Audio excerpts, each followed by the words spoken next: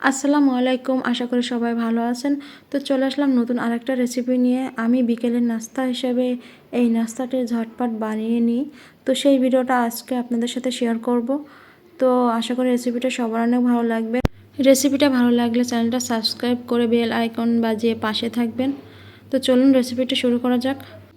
তো প্রথমে এখানে আমি আলু সেদ্ধ করে তারপরে ভালো করে ম্যাশ করে নিব।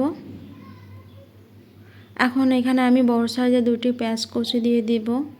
তারপর এখানে হাফ চা চামচ লঙ্কার গুঁড়া দিয়ে দিব। এখন দিয়ে দিব ধনিয়া গুঁড়া হাফ চা চামচ।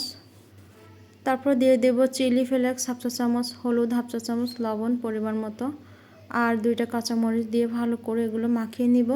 এখন এগুলো মাখানো হয়ে গেছে, আমি এক সাইডে রেখে দেব। এখন একটা খামির করে নেব।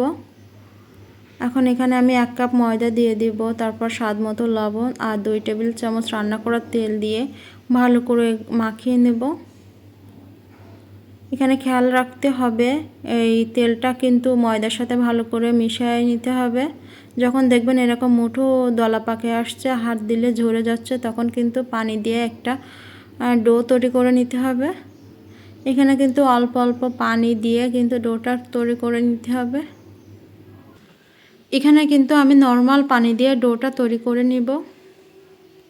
এখন এই ডোটা রেস্টে রেখে দেব 10 মিনিটের জন্য। এখন 10 মিনিট পরে আমি ডোটা ভালো করে মুথে নেব।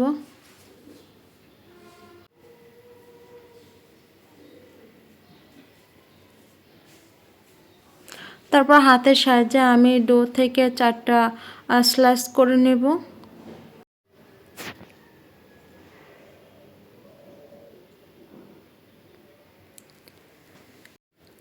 এখন একটা স্লাইস নিয়ে আমি গোল গোল করে এখানে একটা রুটি আকারের মতো বেলে নিব।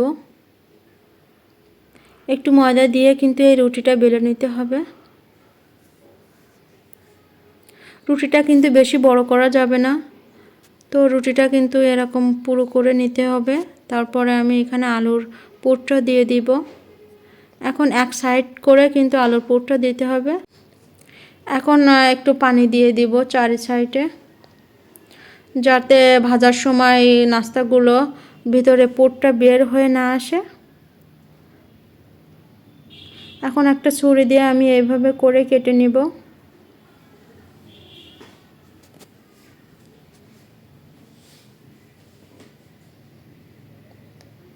তারপর হাত দিয়ে এইভাবে ঘুরে ঘুরে নিব।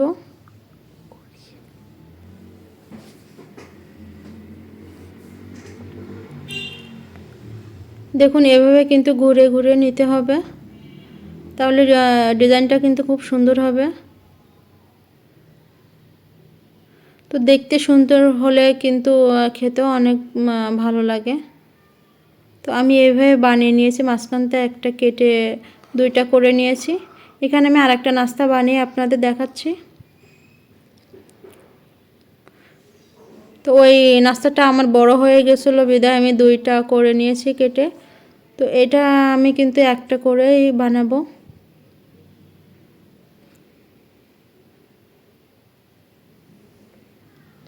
সেম প্রসেসে আমি কিন্তু হাত দিয়ে এটা ঘুরিয়ে ঘুরিয়ে ডিজাইন করে নিচ্ছি।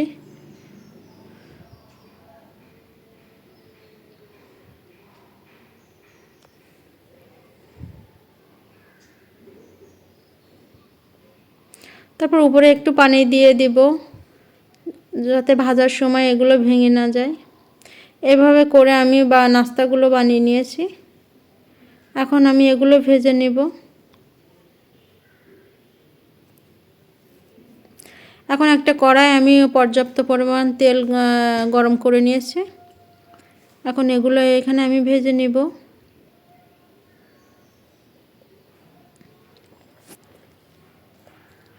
হালকা একটু নেড়েচেড়ে দিয়ে উল্টে দিতে হবে।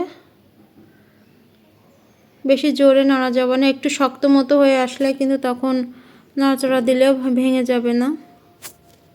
তো আমার কিন্তু ভাজা হয়ে গেছে, ব্রাউন কালার হয়ে গেছে, আমি উঠিয়ে নিচ্ছি। তো তৈরি হয়ে গেল আমাদের আজকের আলুর টুইস্ট রোল। এই রোলটা কিন্তু বাইরে থেকে অনেক মুচমুচে হয়, ভেতরটা কিন্তু একদম নরম হয় আর খেতে অসম্ভব মজার হয়। বাসায় একবার হলেও ট্রাই করবেন। আর ভিডিওটা ভালো লাগলে চ্যানেলটা সাবস্ক্রাইব করে বেল আইকন বাজিয়ে পাশে থাকবেন।